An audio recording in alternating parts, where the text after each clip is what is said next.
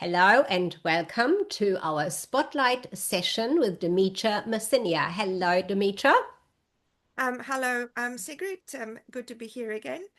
Great to have you here. Dimitra, you are a health and well-being strategist, clinician, coach, mentor, and founder of the Mind, M-I-N-D framework, Mind Your Health. Tell us a bit about that, and you are sharing or putting the spotlight on mind your time in a time-poor world. What's that all about, Dimitra? Um, yes, thank you. Thank you, Sigrid. So the Mind framework it's and especially like this module, it's the third of the four modules that we have been speaking in the series of the Mind framework, which is described in the book, and it's one of the foundations in optimizing and elevating our performance. And the performance, as Diane spoke before, that we have to perform in multiple roles, and we are pressed to perform every day. So we talked about mind yourself first, then mind your health, and now we are talking about mind your time to manage your minutes, really. And this is a great segue to the previous talks as well, because we have a universal complaint. And we also had a great conversation about this in the panel discussion yesterday.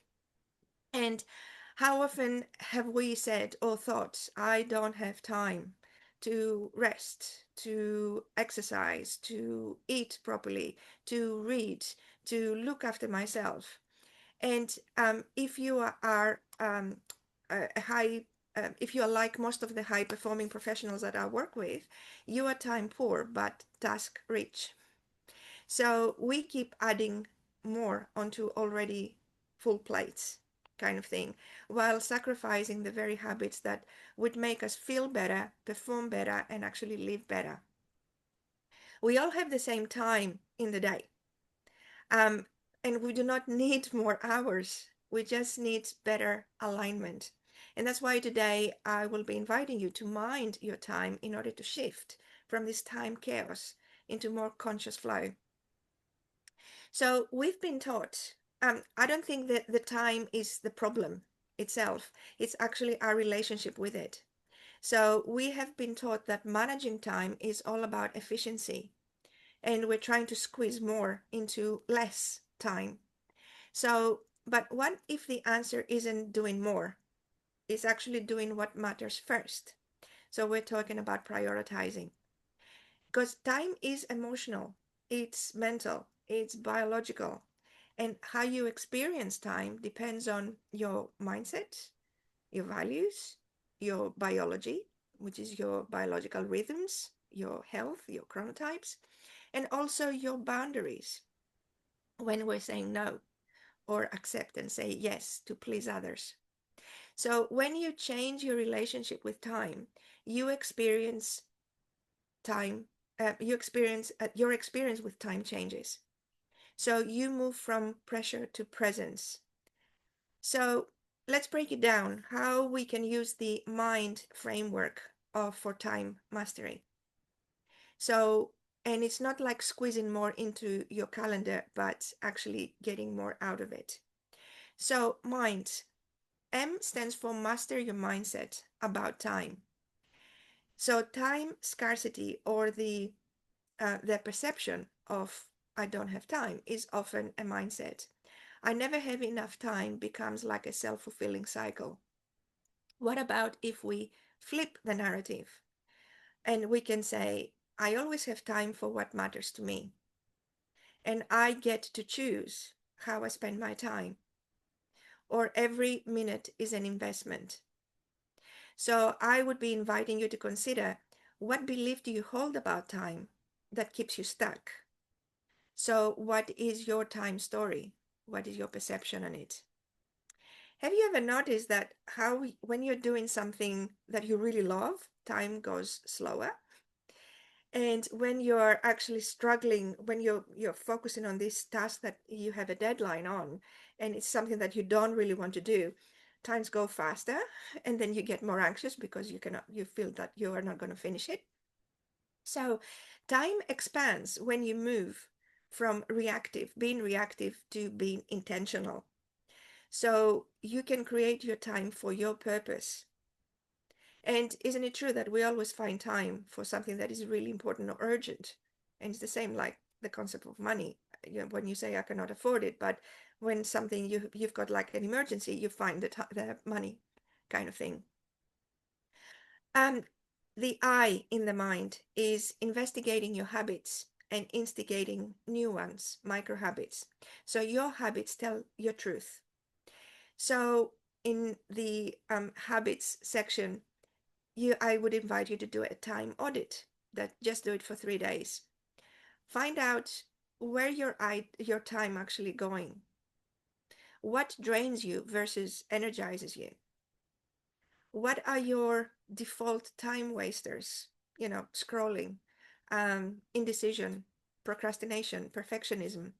You're actually losing time with this.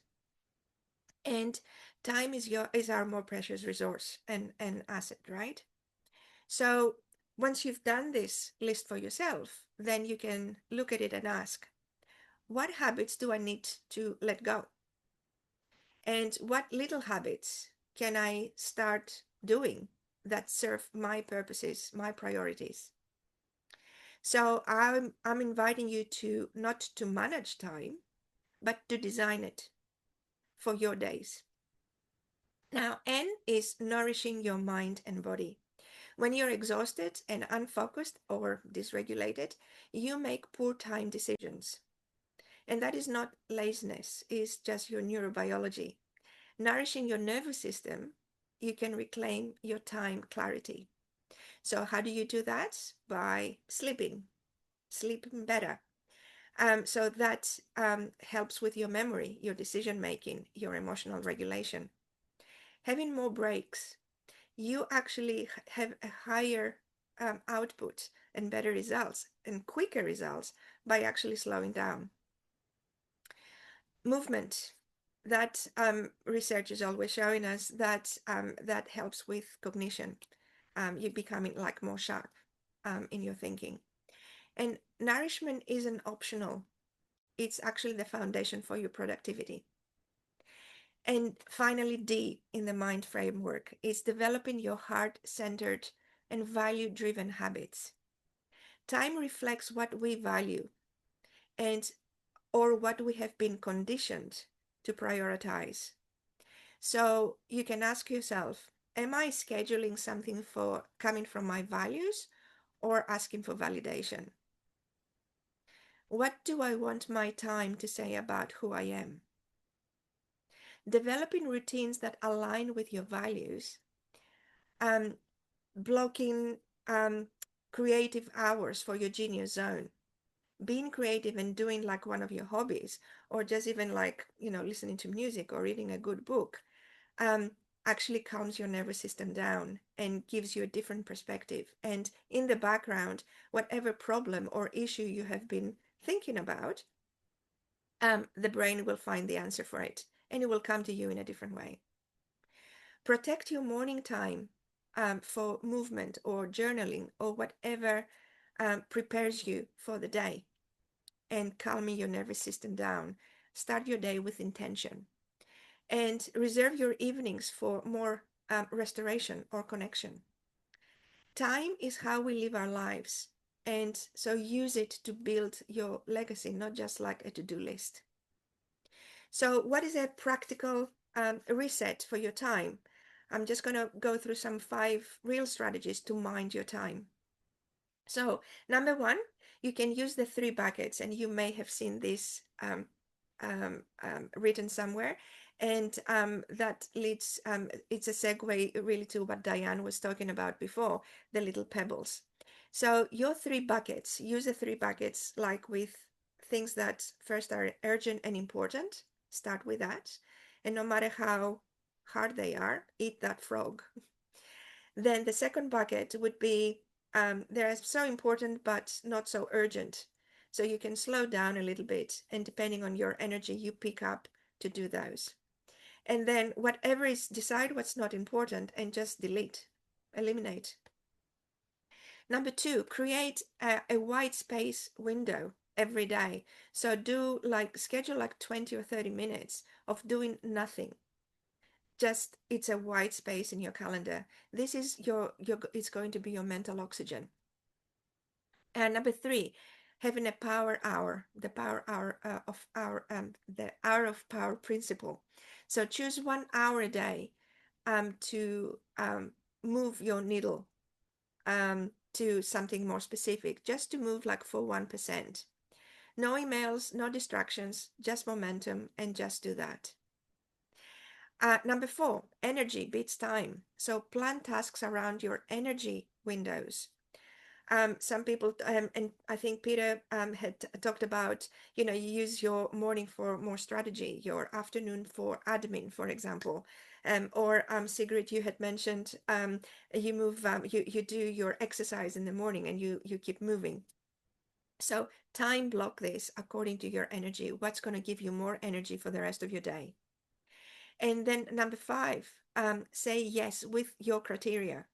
Before agreeing to anything, ask, does this align with my priorities, what they have asked me to do, with my values and my capacity this week? If it's a no, it's a definite no. No justifications, no excuses. You're looking after yourself and you're minding your time. So, just to close off and to wrap up, I think time is an extension of our self leadership. And time isn't something we find, it's something that we claim and we design. We design. So when you mind your time, you start leading your life, aligning your actions, and you pick up your energy, you elevate your energy.